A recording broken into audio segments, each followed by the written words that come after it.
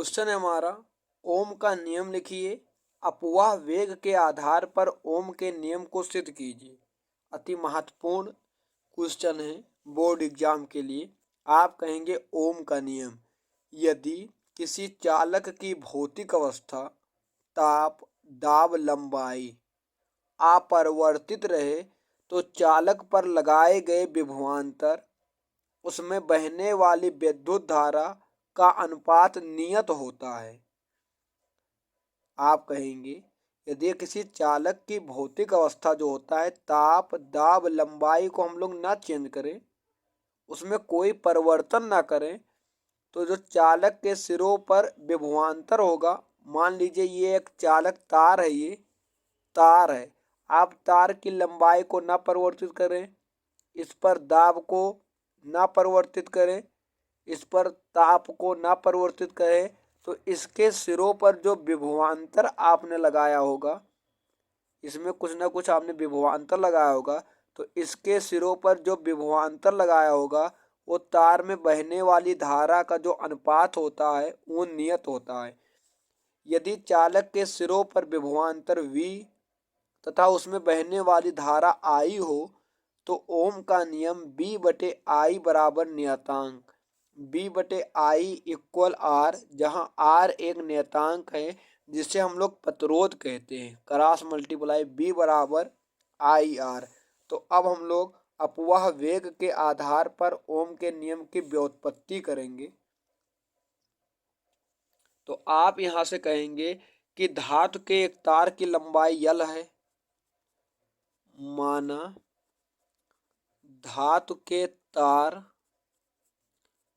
की लंबाई L तथा अनुप्रस्थ परिच्छेद क्षेत्रफल जो है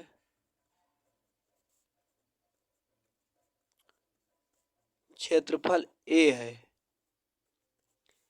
प्रति एकांक आयतन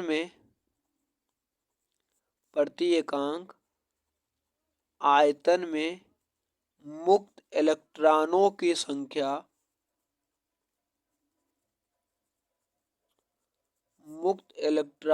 जो संख्या है प्रति एकांक आयतन में, स्मॉल n, जो प्रति एकांक आयतन में मुक्त इलेक्ट्रॉनों की संख्या स्मॉल n है।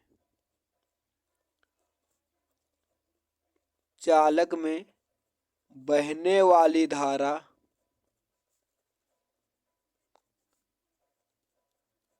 I तथा अनुगमन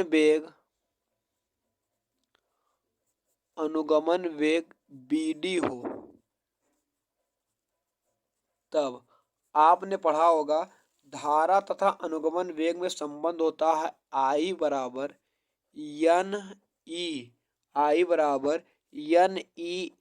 NEABD। ये धारा और अनुगमन वेग में संबंध होता है, इसे आप मान लेंगे समीकरण 1। ये धारा और अनुगमन वेग में संबंध है।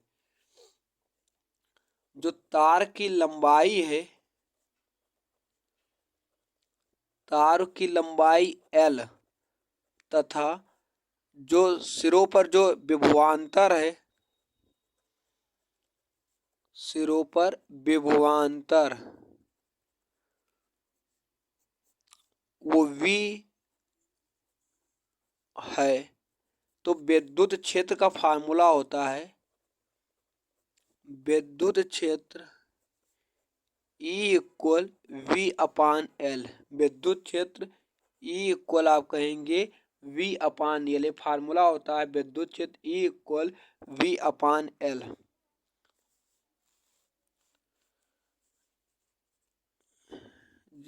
एक इलेक्ट्रॉन पर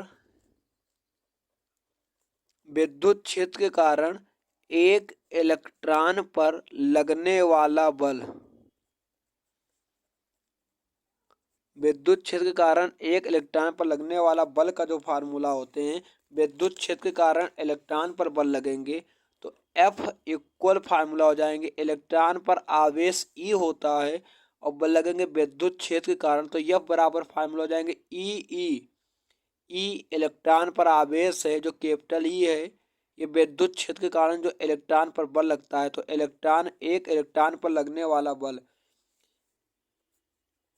समीकरण 2 से ई का मान V/L यहाँ पर रखने पर, तो आप कहेंगे F इक्वल EV/L हो जाएंगे। यदि जो मुक्त इलेक्ट्रॉन का द्रव्यमान स्मॉल m, जो मुक्त इलेक्ट्रॉन है उनका द्रव्यमान स्मॉल m हो, तब बल के कारण इलेक्ट्रॉन में उत्पन्न त्वरण, बल के कारण इलेक्ट्रॉन में त्वरण उत्पन्न हो जाते हैं। तो F इक्वल फार्मूला हो जाते हैं ma। अगर हम लोग त्वरण A इक्वल निकालें तो हो जाएंगे F/m। F बराबर EV/L यहाँ पर रखने पर F का मान रखेंगे तो हम लोग पाएंगे A इक्वल F के जगह रखेंगे हम लोग EV, नीचे हो जाएंगे LM। आपने पढ़ा होगा कि गति का समीकरण पढ़ा होगा, गति का प्रथम समीकरण यहाँ लगा दीजिए, क्योंकि जब हम लोग किसी चालक के सिरों पर विभवांतर लगाते हैं तो मुक्त इलेक्ट्रॉन गति करने लगते हैं, तो गति का प्रथम समीकरण लगा दीजिएगा। फार्मूला हो जाते हैं V बराबर U प्लस B बराबर U प्लस AT। V मतलब होते हैं अनुगमन वेग, B को हम लोग बदल लेंगे अनुगमन वेग से। U हमारा 0 है क्योंकि प्रारंभ में चालक में मुक्त इलेक्ट्रॉन विरामावस्था में रहते हैं। A जो है ए हमारा त्वरण है, और जो T हमारा श्रांति काल है, टाउ है। तो इस वाले समीकरण में V के स्थान पर BD रखा जाएगा, U का मान 0 रखा जाएगा, A का मान EV/LM रखा जाएगा, और जो T है वहाँ टाउ रखेंगे। इतना मान रखने पर हमें प्राप्त हो जाएंगे, यहाँ से जहाँ पर V लिखा है वहाँ VD लिखेंगे तो हमारा हो जाएंगे VD इक्वल U का मान 0, A का मान हो जाएंगे EV/LM, और T के स्थान पर टाउ हो जाएंगे। तो थोड़ा सा और हल करेंगे हम लोग तो पाएंगे VD इक्वल 0 हट आएंगे, ये हो जाएंगे EV/टाउ में आपके हो जाएंगे LM। समीकरण जो 1 माना गया था, समीकरण 1 I बराबर NEABD, जहाँ VD लिखा है VD के स्थान पर हम लोग EV/टाउ/LM रखेंगे। तो लिखेंगे समीकरण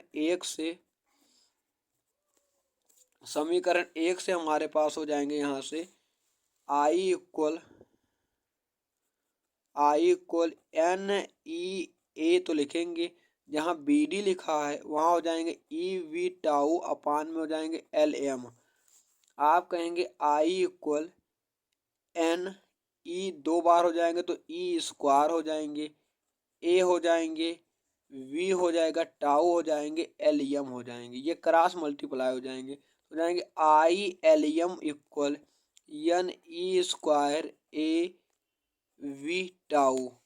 थोड़ा ध्यान से देखिएगा, यहाँ हम लोग क्या काम करेंगे, ये जो यहाँ पर लिखा है V, यहाँ पर V के हर में हम लोग I को लिखेंगे, B के हर में I लिखेंगे, तो यहाँ LM अंश में चले जाएंगे, ऊपर चले जाएंगे, और LM के नीचे हम लोग लिखेंगे NE² A टाउ हो जाएंगे।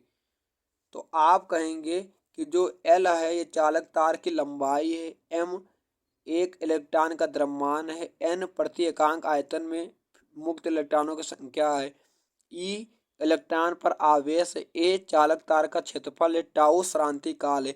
इन सब मानों के स्थान पर हम लोग नियतांक R को मान सकते हैं।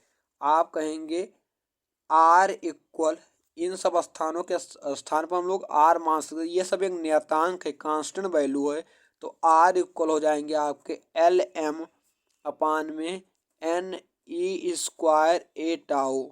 अर्थात आप कह सकते हैं कि जो चालक तार की लंबाई L, द्रव्यमान m, प्रति एकांक आयतन में मुक्त इलेक्ट्रॉनों की संख्या स्मॉल n, प्रति इलेक्ट्रॉन पर आवेश E, चालक तार का क्षेत्रफल A, श्रांति काल टाउ के स्थान पर हम लोग नियतांक R मान सकते हैं।